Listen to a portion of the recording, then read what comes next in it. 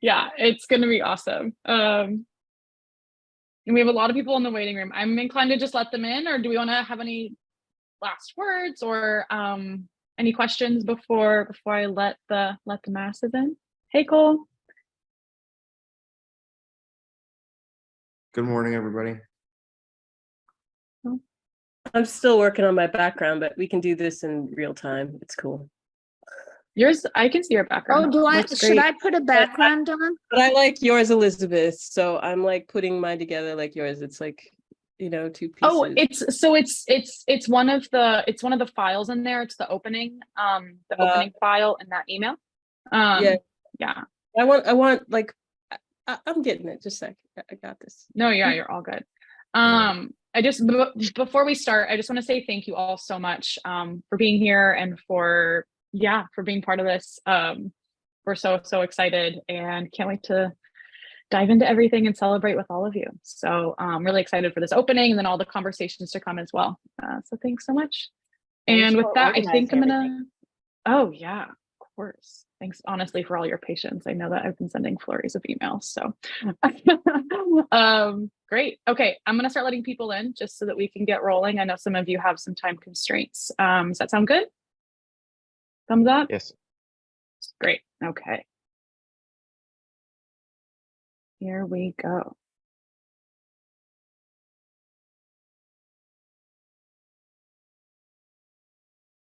All right, hello everyone, welcome. Folks, I'm looking for my background. Here. Okay. Hi everyone, thank you all so much for joining us today. You're all quite early, really appreciate it. This is wonderful. We're gonna get started here in just a second. Feel free to turn your cameras on if you'd like to, of course, keep them off, but you know, if that's what you prefer, but really excited to share the space with you and celebrate Feral File. And I think Lauren just came on. Hi, Lauren.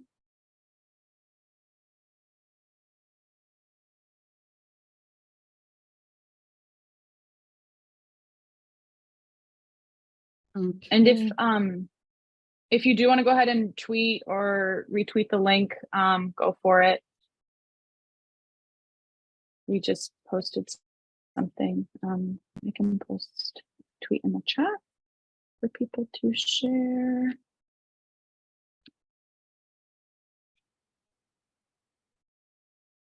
There we go. Let's see in the chat. Okay. Yay. Great. All right, welcome everyone. Okay. Okay. Great.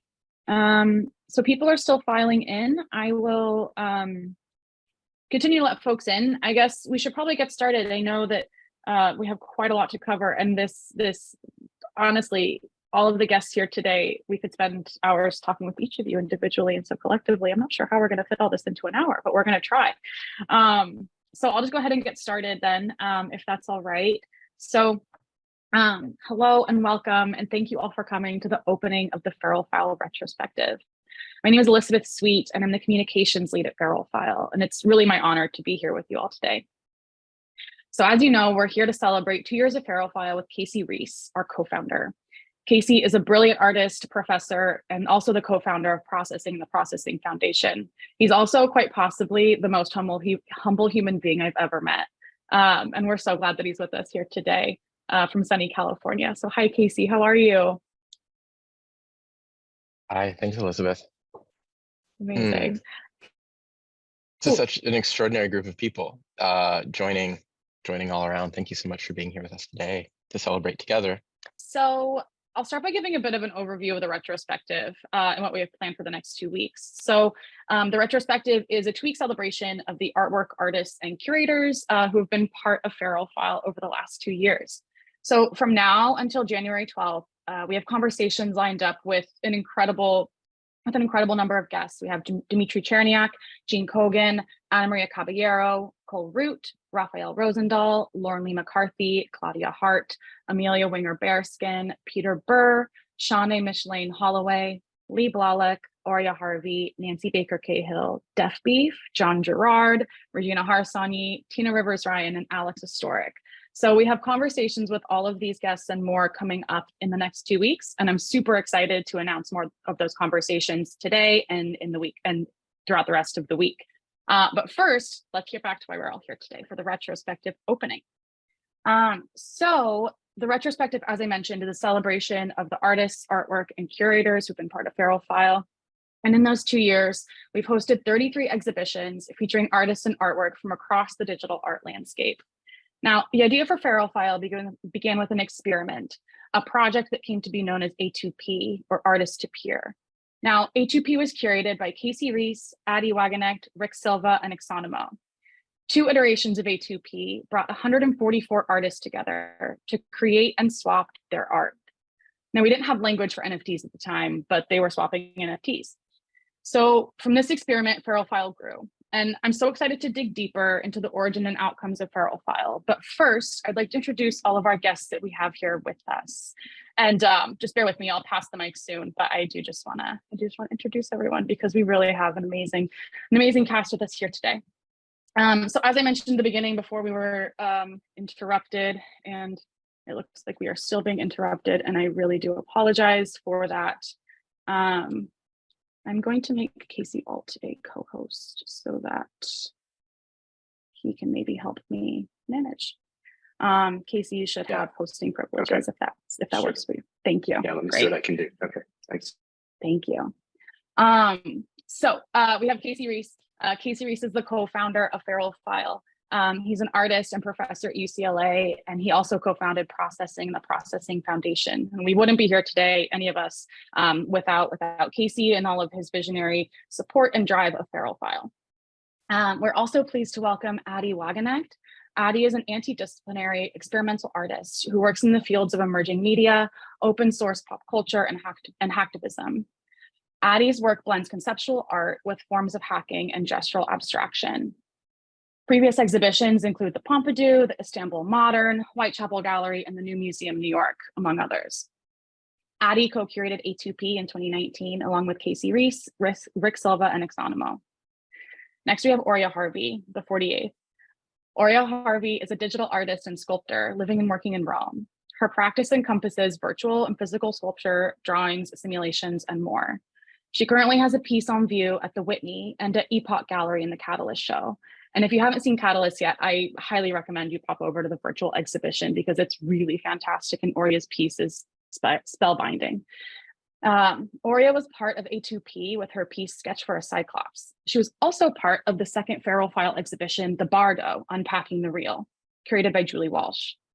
And our 23rd exhibition was a solo show featuring Auriea called Grey Matter, and that was curated by Gaia Bobo.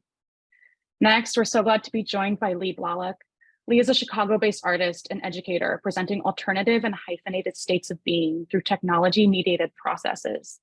She has presented work domestically and internationally, virtually, and at many institutions, including Ars Electronica, the Wrong Biennale, ICA, and more.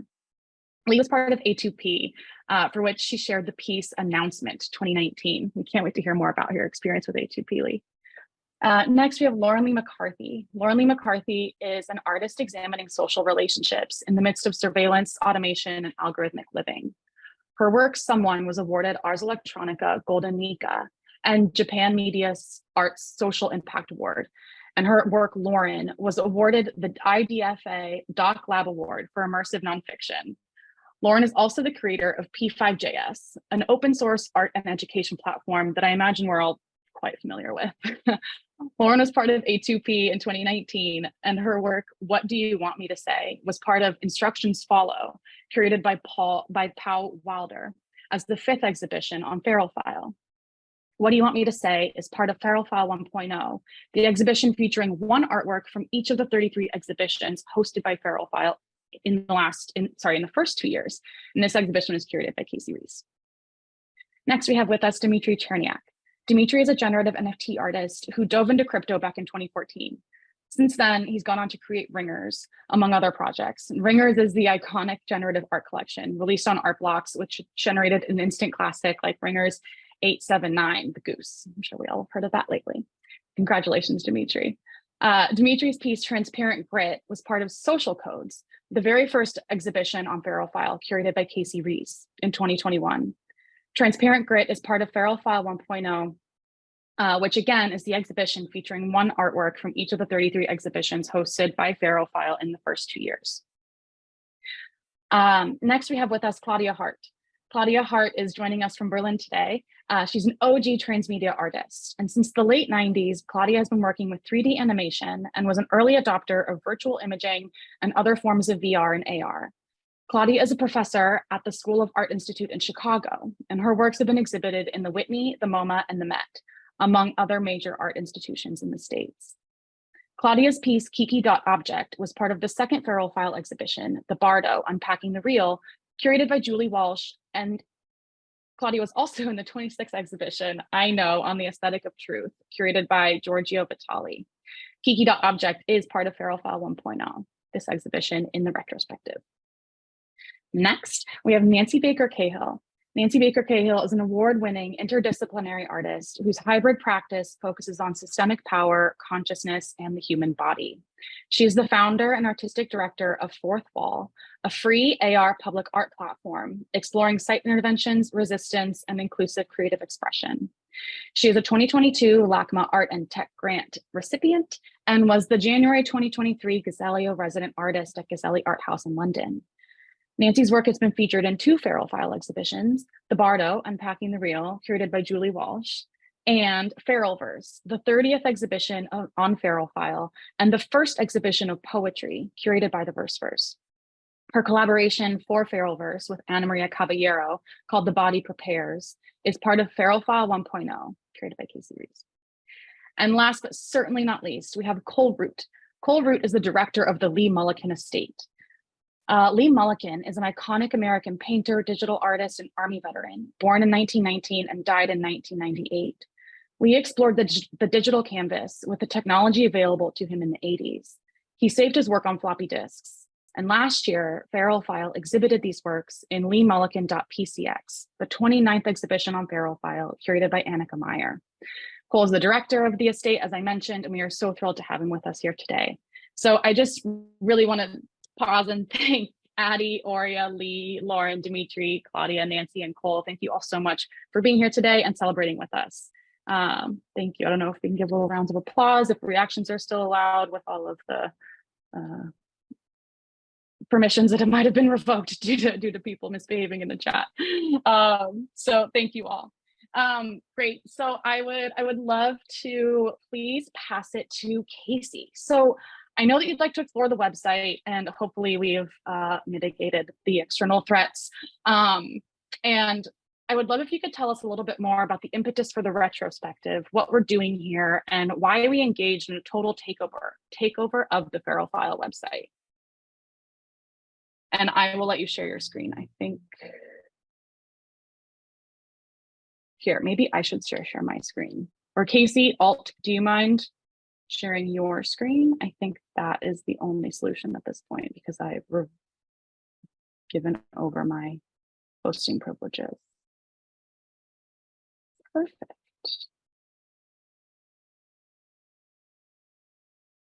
And then Casey, you also have to unmute Casey Reas. Wow, we are all really learning here together, folks. Awesome, thanks. Okay, so we've been at this for a very long time. It's been about over 4 years since we started the A2P project. We've been working on Ferrophile for 3. We've been open for over 2. We've had these 33 exhibitions, and that's really only been possible because of all the extraordinary curators who have collaborated with us, who've done amazing work, brought in these incredible artists. And what we wanted to do was to take a short pause from our normal releases and to look back at what we've done together over these many years. And so we have these 2 weeks of the so-called takeover of the So I take over the website. These are 2 retrospective non-commercial exhibitions. The first one, A to P, was an experiment in fall 2019 and again in spring 2020, where every artist was invited to upload one file. 10 editions were made from that file, and then we spent 1 week trading. And so the idea there was to experiment with new forms of digital distribution, to experiment with new ways of collecting, and to really just have a lot of fun talking to each other over the week. And one way that we had a lot of fun was through this chat window. And so we've brought that back from A to P. Over the week, it felt like, you know, former times, like we were unmediated by other kinds of like web platforms, and we were just able to talk to one another directly in the browser. And I'm hoping that will be a little bit recreated over these next 2 weeks here with the chat window on the retrospective. Casey, could you go to the Verifile 1.0 show? So all the artists were brought into Verifile through the different curators. At the beginning, curators were sort of invited, and then we've had 2 open calls. And so the majority of the exhibitions on Verifile have come in through the system of like looking at open calls and seeing what we felt was a good fit for us. I think one thing that was really essential about Verifile and launching was that we wanted to support generative art. We wanted to support digital sculpture and also all forms of digital media. Like we really see our history and origin in the long trajectory of computer art and digital art. We see what we're doing with Verifile not going back, you know, 5 or 10 years, but going back over 6 decades. And so this first exhibition, it was called Social Codes. We're now looking at like Dmitri's transparent good on the screen there, was an exhibition of all generative art. And I guess to say quickly what the 1.0 show is looking at all the work that's been released on Verifile over the years and selecting one work from each show. So each of these groups of artists were brought in by the curators.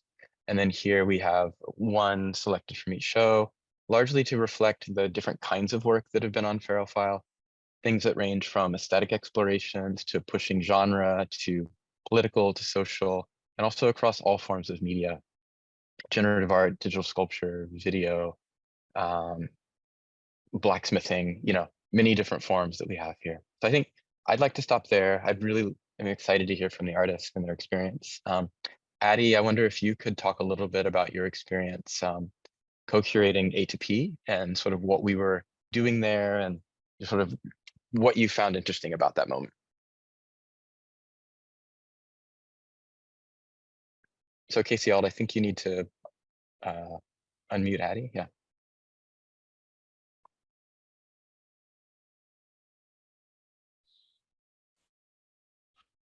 I was preparing to mime this. So art to peer, like I was actually looking through our emails trying to figure out when it started, because at some point I think that we had sort of a 1 to 2 year negotiation about what we were doing and why we were doing it. And sort of the precipice for me was that there were a lot of artists who I thought of as peers, and I was interested in collecting their work, but I wasn't in a position at the time that I could necessarily afford to buy it through traditional gallery space. And when we were looking at sort of the ways that it made sense from my recollection of sort of collecting this work, it was something that needed to be done in the digital or an online space to circumvent not only, I think, the galleries sort of overlords on our own practices, but the shipping and handling and sort of the realities of getting things internationally and across to each other. There were a lot of artists whose work I deeply admired. Like Lee was a really good example, Tabor. There's quite a few artists in here who still, this is the only work that I collect of theirs, and I want to have more. But it was sort of about, I think, familiarizing ourselves as not only collectors, but what it means to sort of negotiate with your peers to collect work.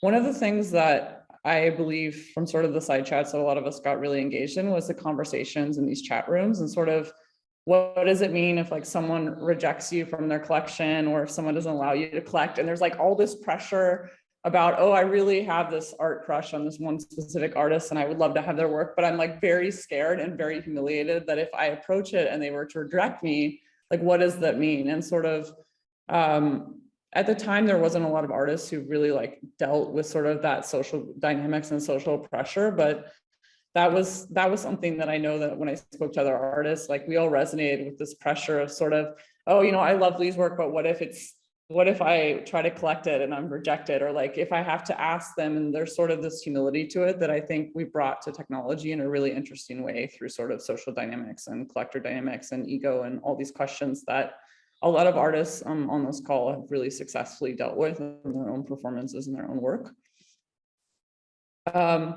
But I think generally like what A to P was sort of this mission about a place where we as artists could share work in a way that wasn't monetarily based, but actually to like build a community, and through that community sort of develop and discover. And sort of the original idea obviously was based off this reference of like a peer-to-peer torrent file. So A to P was sort of our nod to P2P, and bring together through this sort of group of artists who were curators, other artists.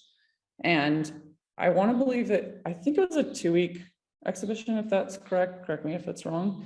But the idea was sort of that we would trade artworks and have this whole experience. And so it allowed us to work with blockchain and sort of experience NFTs before there was even necessarily a language about that.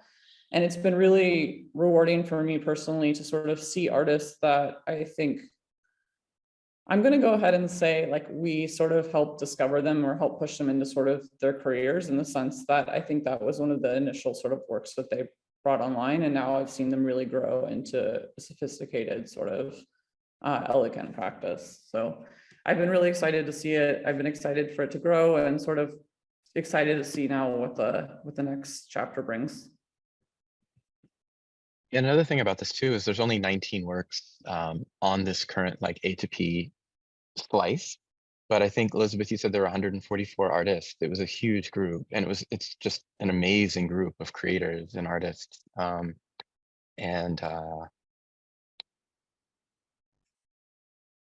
It was hard to narrow it down to these 19, but I think we kind of did it as a consensus as a group in order to sort of make it manageable. But I mean, Addie, you were saying like the show opened, but it never closed. It's still all there, and all the links are here on the site too. And so all that work is still available.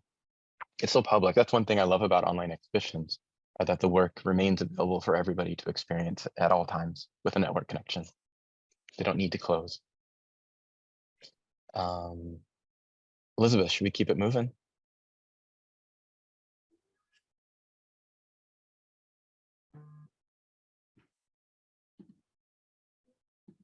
Hi, yes. Yes, let's keep it moving. So, and I really appreciate the background, Addie. I think that it's so interesting to think about how the original NFTs were not tied to monetary value whatsoever. And now that's like such a part of the discourse that I think really dilutes what we're all doing here, and really dilutes the artistic practice. So something to think about and maybe have future conversations about as well. Now, I would love to hear from Auriea, Lee, and Lauren, who are all part of A2P. Kind of what was the energy around it, and how did it feel to engage in the chat, to swap artwork? Lee, you were saying earlier that it was like kind of nerve-wracking to engage in the chat. I'd love to hear a little bit more about that. Hi, and thank you for the invitation, and this was like a really great project, and I thought I learned a lot from it.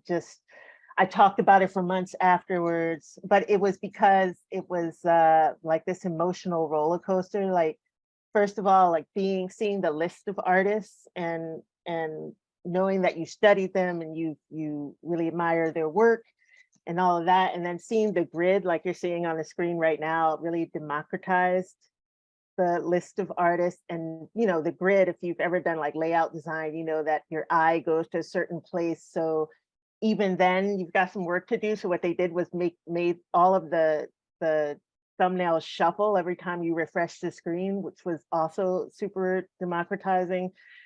So I went from being elated about being on the screen with all of these great artists, and then to what Addie was like a sheer just panic over the chat window, because like Elisabeth knows that I just joined Twitter. Like, I'm not out there on my socials in this way. Like my Instagram is private, my studio is like a dark room and I work by myself and it's pretty private. And so like trying to figure out how to talk to my peers with all of this stuff, monologues going on in my head, and then realizing that if I don't get collected, it'll be public and archived. Like it was just like a complete emotional roller coaster, but like a fantastic one that doesn't happen in a real life exhibition. So I remember it being like super, it's almost like performance art for me, like a big performative project with some great art to look at and collect. So I think it made me think about making that shift from an artist that just expresses stuff and puts it out there and walks away to like having that all around perspective about professional practice and like editions and collecting and wrapping my head around like collecting work digitally versus in real life, like not in real life, but like on the wall, you know. And so I don't know, I thought it was like a really major moment in how I think about art as an artist. I don't know if that makes sense, but I thought it was like this really big moment in terms of how I think about how I practice overall. Yeah. I think that makes a lot of sense. I think kind of coming together as a community, there's always like a reflective factor. You kind of have to look at yourself as an artist and how do you see yourself with these other artists, and then also as an individual, and also with this sort of swapping system, which like seems very new, and like it was something, yeah, that was inexperienced or unexperienced, excuse me. I think that makes a lot of sense. It's amazing to hear how this has impacted your practice and your view of yourself as an artist. Yeah. I think I had a different view of that though, because like Casey can remember me sitting there. It's like 2018 when I was involved in this, and I was just like, I didn't understand it at all. I was just like, why? I don't know why you want to do this, Casey, but okay, I'm there for you. And I originally thought of this as a way that I could, of course, I wanted to trade 3D models at that time, but that just wasn't part of the internet back then. And so I actually uploaded my piece in two parts, one part consisting of an image and a QR code. Like the QR code was up front, and then there was an image and a QR code. It was like super convoluted because I just refused to accept that I couldn't include a 3D model. And then I embedded the 3D model in my own website, and it was like linked offsite and everything. Because I was just like, I don't understand this whole thing. And for a long time, I didn't understand NFTs either for the same reason, because I felt like the digital is endless. The digital is so many things, and it felt like, okay, why are we trading JPEGs? But I will say this, that I was also very excited to be in the around, in the chat and like around people whose work I truly admired and who I considered friends, and so it was an extremely old school experience in a way, like, being in a chat room with just your friends, and like, or people who you just wanted to see their work and get to know better and trade and stuff. And so in that sense, it was super fun because it was like very select trading, if you know what I mean. It was like, okay, you selected this image or this GIF or this video or whatever for me to like hopefully take. 90s music message board kind of situation, like you and so it felt very intimate. That's the word I'm looking for, and I really loved that. And given that in 2018 I also kind of didn't know what I was doing like anymore. Like I had been making video games for a really long time, like over a decade, and I was trying to figure out what my sculptural practice was at this point. So it was an interesting time for me to experiment with things, and I kind of cherish the fact that now looking back, that this was like actually kind of a big moment where I sort of decided that like, no, there should be 3D on the web. This should just be a thing, and like really wanting to focus on how I could make that happen easily for people, and I also cherish this idea that the work was owned, but at the same time remained completely public. And I thought that that was like a very interesting system in the end. I mean, although I didn't know what that meant, and I didn't really understand why I would ever want to do that at all. But, you know, anyway, I look back on it with extreme fondness, and that's for sure. Oh, that's amazing. And this kind of relates to a question that I had. And maybe Lauren, you can speak to this as well, but like how does your experience, like thinking about what you were minting before and how you approached swapping art then, how is that different from what you mint now, or from what you present as NFTs, or what really becomes an NFT from your practice compared to A2P?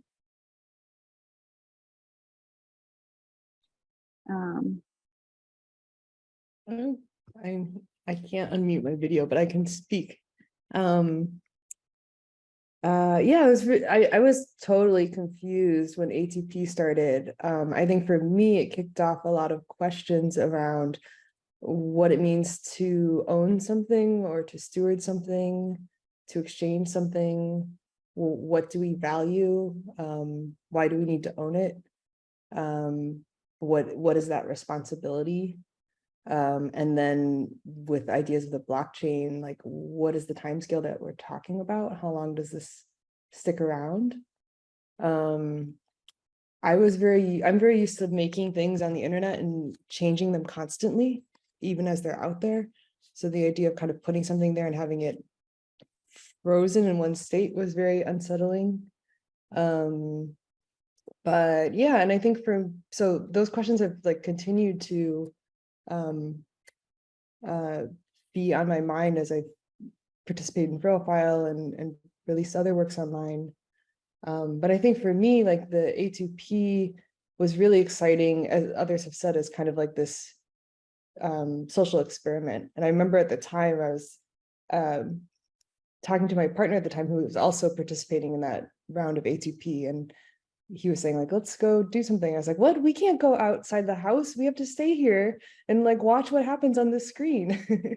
And then I guess I realized like, be careful what you wish for, because by the time Profile launched, nobody could leave their houses. So yeah, it's just interesting to think about all of this happening in the context of what we've all been through in the last few years, and how it has been a different way to kind of connect with people and form community when maybe we couldn't do that so easily in person.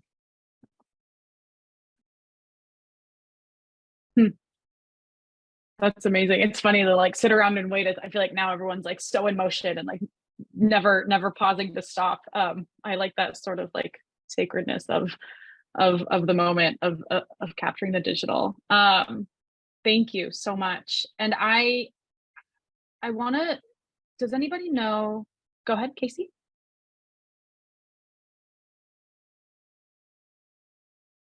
Can you?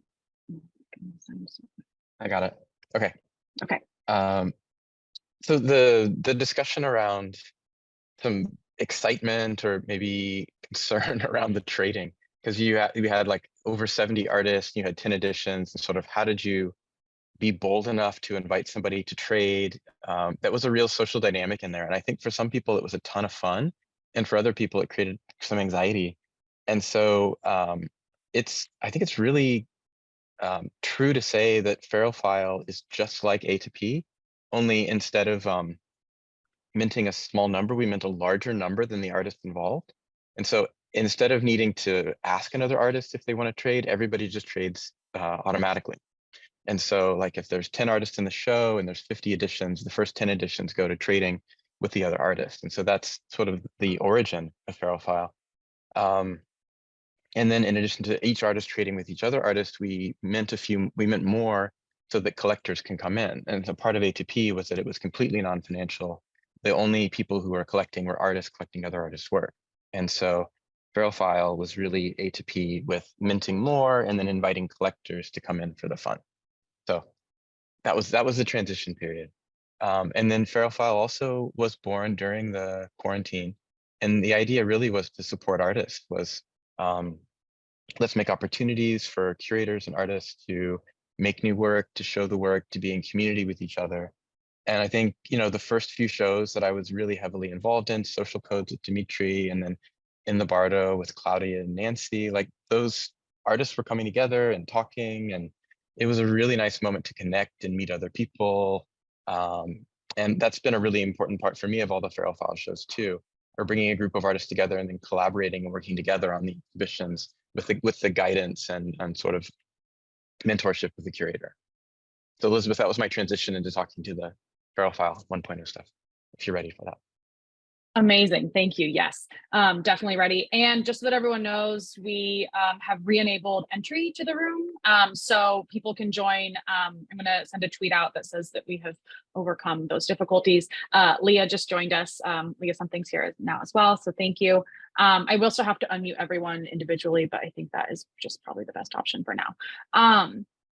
So thank you all again for your patience. So I would like to start kind of with a broader question directed to some of the artists who haven't been a part of A2P, and to you as well who have. But just thinking about kind of the range of exhibitions that we have. We 33 exhibitions over the last 2 years, and really spans a lifetime of Feral File, but also the space in general, and just seeing kind of the peaks and valleys of where we are in digital art and NFTs and this Web3 kind of community.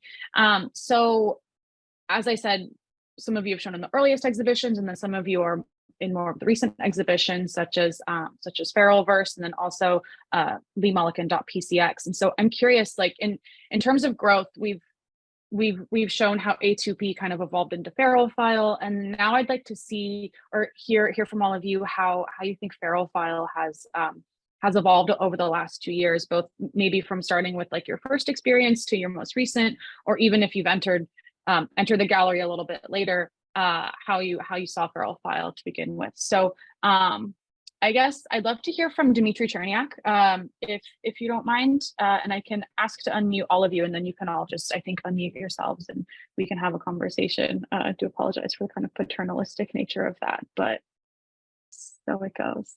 So yeah, great, thanks. Hey, yeah, thank you very much for having me. It's really nice to get to chat. I think, at least for me, kind of what Casey spoke on is that we were in the middle of the lockdown, and people were stuck at home, people couldn't go to museums, and we were kind of missing that art with a capital A in our lives. And I particularly was quite interested in these kind of three-dimensional worlds, even the kind of like cheesy 3D galleries I really get a kick out of. Maybe that's just me being like an internet person, but so I was really interested in that. And I think that everyone was kind of stuck at home. They didn't have art in their lives, and this ball just started rolling. And Feral File was kind of like right at the beginning of that. And so what I will say is, right off the bat, I think that, I had been trying to talk to more people about generative art, been trying to engage with, whether it's institutions or more traditional people in the art world, just to try to understand. And again, I would say, there's some people here who I may be like 10 or 20 years behind. And I know I kind of sit on the shoulders of a lot of people who've been in this space for a long time. And I think when Feral File came out, it created a lot of legitimacy just because of the catalog of all these artists working together. And it was really a great time to be able to, people had just heard about NFTs from all this crazy, these crazy sales or these kind of like gimmicky, I don't know what you would call them, like these ideas in art that are not new. They were old, but maybe like a new audience was exposed to them for the first time. And so we were seeing attention to kind of these ideas that were not necessarily complex. But, and Feral File, I think, gave the opportunity for people who were serious about art to engage with kind of this generative art forms and these digital art that, for the most part, I would say was really overlooked, because I think that there's like decades of really interesting work that's been made. And all of a sudden it was kind of at the forefront. I would say, again, I feel like I'm kind of just repeating what other people are saying, but the idea that you could, all the artists would get an actual edition from the show was really amazing for me also. And I even tried to collect like a number of full sets afterwards from the other shows, at least from the last one I was in. And I think I just brought this, but you know, it's even in kind of this story of NFTs. You have Addie's work on the front. I think it's Rainbow Eugene Man. But it was just like, you know, one of the things that they talk about is with Feral File. It was just really cool that all of the artists were getting access to these works in the same way, and it kind of had this interesting like balancing where if one of the works became really popular, you know, all of the other artists also had that, and if they wanted to, they could trade it or they could do what they want with it. And I think that was, for me, a really interesting part about Feral File from the start. Thank you. Appreciate that. Nancy, I'd love to hear from you as someone who's part of the second and then the 30th exhibition. Yeah, I mean, I have to say it's like so incredible to see how the sort of substrate in the early architectures led to sort of tone set for what Feral File has become. That sort of spirit of that kind of, I wouldn't call it anarchic, but sort of the sort of autonomy of the artists, privileging the autonomy of the artists, and allowing artists to trade outside of any larger networks that would interfere, mediate, as you said. It's just really, I think that was what first drew me to this idea. And I don't know, for me personally, it's been a huge, like two of us, Claudia, Auriea, like we were in that second show and it all felt so new and experimental. And it allowed us to really grapple deeply with a lot of the questions that Addie was talking about, and sort of larger philosophical questions, market questions. And, you know, my own experience trading analog work, I mean, there's something so extraordinarily liberating about the purity of that exchange. So the fact that that was kind of baked in and that we all got to collect one of the other's work was, just as a kind of like foundation, has generated so many, not just wonderful relationships, but it's, I think, allowed us all to feel more confident. You know, you're talking earlier, Lee, about confidence and to feel excited about collecting each other's work. And for me, like, I don't know if I should say this out loud, but like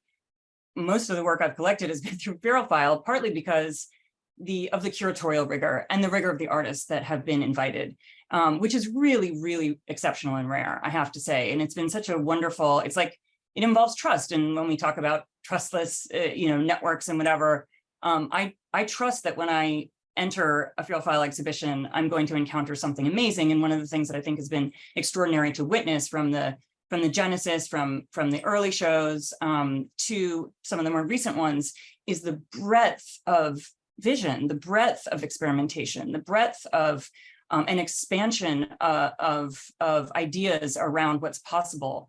Building on what Dmitri said, it sort of seems endlessly generative, no pun intended. And that's really thrilling. I feel so fortunate and lucky to have been involved in that second show rather, with Auriea and Claudia and so many artists I admire. I think a lot of our conversations really shaped the landscape of my own work and my own practice. And I'm just really grateful. Casey, I said this over dinner with you and Lauren, but I mean, it really, it's had it, what's the word? It's like been a tectonic shift. And I feel what you've done collectively for the community and the ways that you've built community and the way that, I just feel excitement every time I see a new drop because of what I might discover, who I might discover. It's just been an incredible gift. So thank you. Oh, thank you. And truly the curatorial rigor really is something that first drew me to Feral File and has just, I've been going through all the exhibitions lately, and it really is incredible. Just the breadth and depth of artists and curators and visions, and really it's amazing. And we're so lucky that we can explore and kind of immerse ourselves in all these collections again, with Feral File 1.0. I'd love to turn to Cole Root from the Lee Mullican estate. Now, it's a bit of a different exhibition, bringing in Lee's computer work that he might not be as well known for, but was really a pioneer in using the technology. Cole, I'd love to hear about your experience supporting Annika Meyer's curation, and what it's been like working with Feral File and exhibiting. Thank you. Well, it's just been really, it's been an amazing experience because we were introduced, our estate was introduced to Casey really early in our kind of NFT journey. We were linked together through UCLA for a talk whenever we first started sharing Lee's digital work with the world in an exhibition in 2021 here in Los Angeles. And it's been really important to have the show with Feral File because Lee was never in a digital art discourse. At the time he was making his work, he started making digital work when it became user-friendly enough for a painter to be able to make digital work. Like the mouse was invented, he was not a coder at all. Like he had actually been deterred from making earlier digital work because he didn't want to learn how to code, or he thought it beyond him. So being able to go back and kind of insert Lee into this digital art discourse with all these amazing artists who have been making it their lives has been really a special way for us to kind of extend and grow Lee's legacy and yeah, put him back into that conversation. Thank you. Appreciate that. And I think, yeah, legacy is something that is kind of part and parcel with NFTs and with digital art in general. And it's really great to hear that this is part of Lee's story. Now I would love to move next to Claudia Hart, really an OG of the net art space and of transmedia. Now, Claudia, your piece Kiki.object, in the description, it says that you were it says that it was kind of tongue in cheek at the tech bros, and really sort of really kind of exemplifying the muse and the artist, and trying to show the tensions between. I'd love to hear about your experience making that piece and presenting it for the Bardo exhibition, and also kind of how you've seen things evolve since. Okay, so I think the thing that was important also in terms of my practice was that I actually wrote the manifesta first, and that I wrote and published in Hyperallergic. I put it on Instagram and I got this crazy response. And so when Julie did the show, I thought, oh, it's got to be that. And I actually tacked on that other work, which was like one of 3 gifts I ever made in my life, which had that narrative that you just so nicely described to it. I was for 50 years, or when I started 50 years ago, an intermedia artist, which meant at that point it was Super 8 movies, photography, sculpture, writing. I wrote nonlinear texts, and that writing was a tremendous part of was like meta texts. And I made oil paintings, and I did calligraphy, and I wrote like books that were little snippets. When I fell into VR space, it was so spatial and bodily, and the experience of virtuality is physical. So I have to admit, Casey invited me to the first one. And if you remember, Casey, I was very ambivalent about it, and I said no. And but I always say no in the beginning, in case he's smiling, because he knows that that's true. And so I said no, partially also, it wasn't just the trading problem, but it was the computer problem. that this idea for me, and I made virtuality, was it existed, the computer, the window into computer land had to be part of the physical world. And the bridging was the meaning of my work. And I didn't see how I could do it. And I felt very uncomfortable. Oops, somebody's at the door. It's Annika. I have to let her in. Let me find that. Can't keep Annika waiting. I also want to recognize that we have Lale Mehran in the audience with us as well. Lale, if you wanted to talk a bit about Aquatis, I hope I said that correctly. We'd love to hear from you. This piece is also curated into Feral File 1.0. Oh, maybe too late. Claudia, Can if I you want to go back finish your and- thought. Let me just finish, because I think it's a significant thing, because it's about the NFT space. Generally, I'm just extrapolating from myself. So the problem for me about NFTs is that they're in the phone, right? That's a phone. And I couldn't figure out how to make this physical work, virtual physical work of mine in a phone. But I intuitively did it when I did that piece, Casey, the first one. And then I realized that this NFTs were an extension of publishing. And it was a way for me to place my writing practice, that it was a new form of nonlinear. That's why I mentioned nonlinear. And I was an aphorism writer. And I did, books that were published as illustrated, early forms of what's now called a graphic novel, but didn't have a name in those days. So for me, the excitement about the entire NFT space is that it's some kind of magical transformation of publishing and language-based work. So, but non-linear, such as the verse who's making this algorithmic kind of text, or anything that you can do out of order. And I think that it's sort of an exciting, that aspect of it. And in fact, what I'm doing, that was Annika, I'm doing a show with her that opens tomorrow, which is an early illustrated, proto-graphic novel that I took out. And that part of me comes alive again. I couldn't figure out how to merge body virtual practice, which is bodily, with digital practice, NFT practice, because it's this phone thing. So Casey, thank you. You connected the dots of my past and my present. But I do think it's embedded in NFT, and it's really an important thing. That's it. That's my spiel. A good spiel. Thank you. And congratulations on your show. Look forward to hearing and seeing more.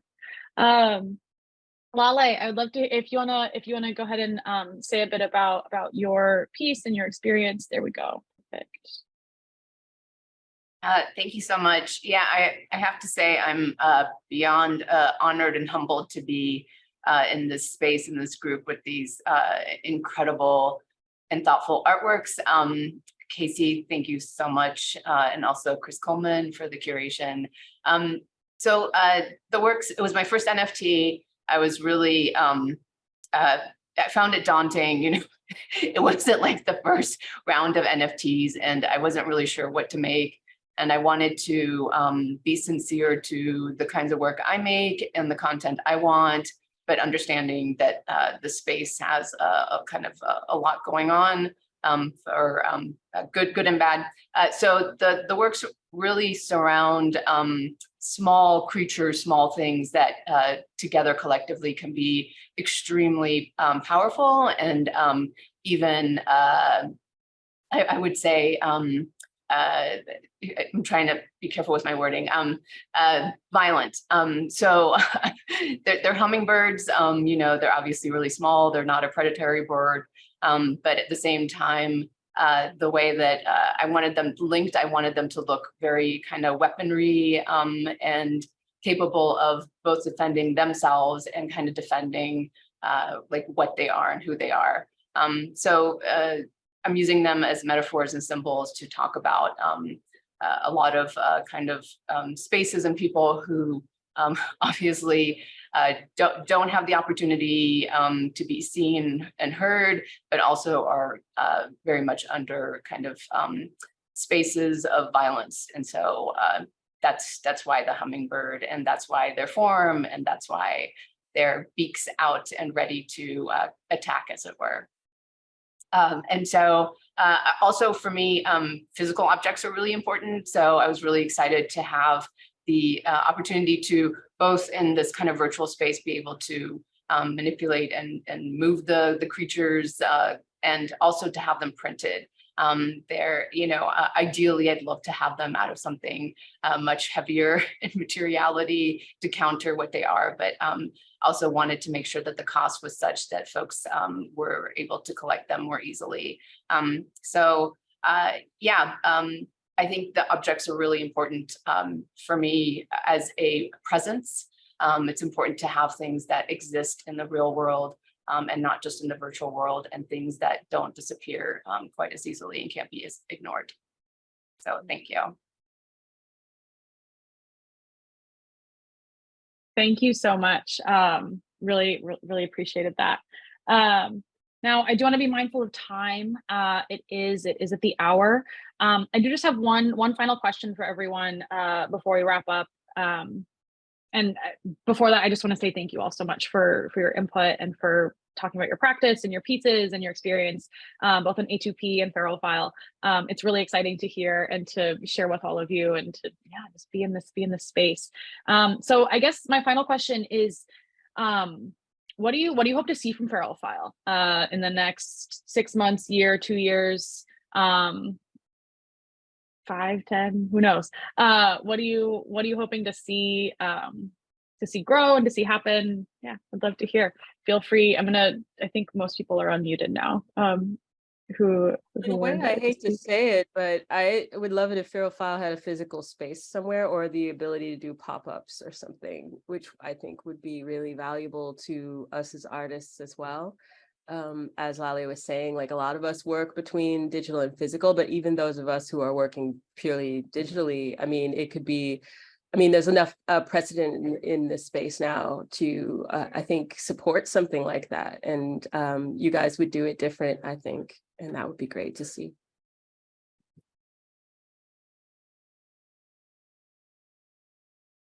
I've thought about, go ahead, Claudia. I love the publishing idea. The idea that one could actually use and make a longer work that is different forms of nonlinear language-based work, or image text, because I work with illustrated things, and have a sector of it that is this new idea about publishing that has emerged in the past couple of years. I find that super thrilling, and there was never any thing like that at all. Ebooks, I did an ebook, they went bankrupt before they finished it. When it stopped existing, ebooks. But I think this is like a real potential of NFT and something that's amazing. So that's my wish.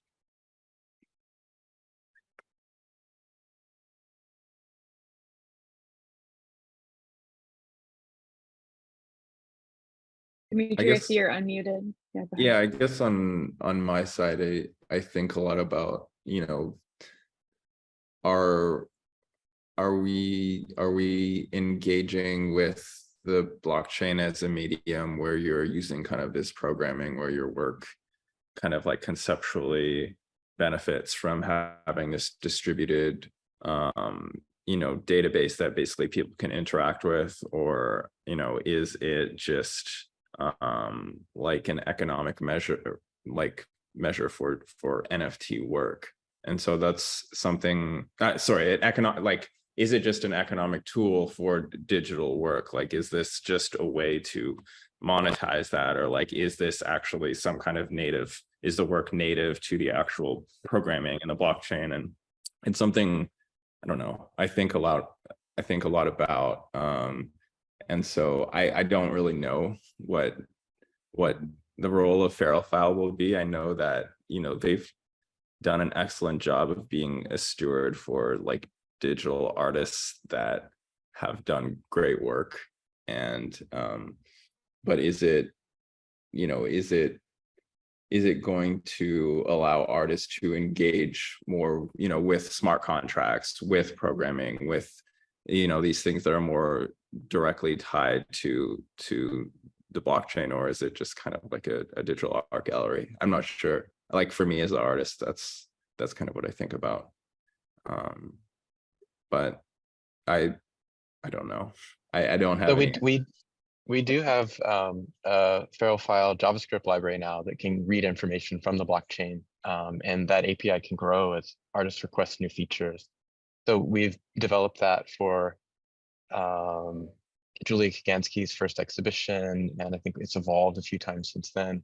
So I mean, yes, I think to answer that, or to kind of speak to that a little bit, Dmitri, it's something we're very interested in and would love to build more into.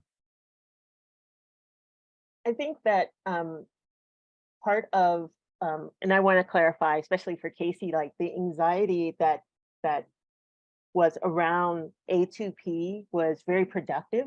Like I don't feel like anxiety is a negative word, especially when you learn so much about what art means to you as an artist and as a person who wants to collect art.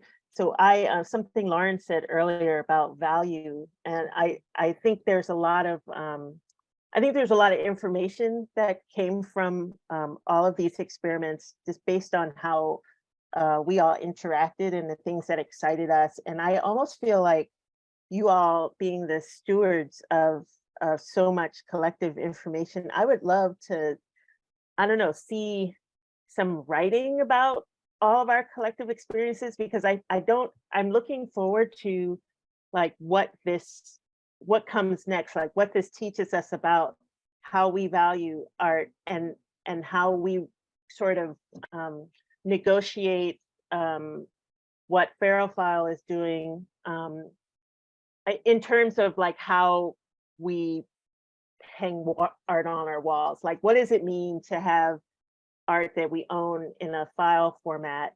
How does it also like fulfill those human requirements that we have to walk past something every day that makes us feel a certain way? And I feel like we're so in it right now that there's no way to really examine it. But I feel like if anybody could examine it, it's probably the people that are handling Feral File, because you have all this information just through some of the programming that's happening now and the conversations that we're having now. So I don't know. I kind of want to know what you've all learned from all of this, and I kind of want to read about it and talk to my students about it and talk to other artists about it.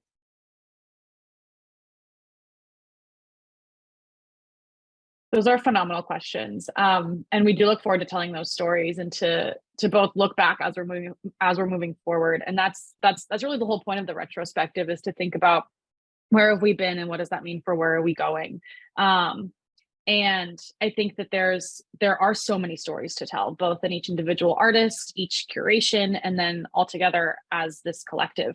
And so I really appreciate that question and each of your insights and perspectives on the space and on your participation in Feral File. And so we are about 8 minutes after the hour, and so I do want to be mindful of that. But I just first, again, want to thank you all so much for being here. And if there's anyone else that wants to have a last word or say something before we go, I've really enjoyed this, and I hope that you all have too.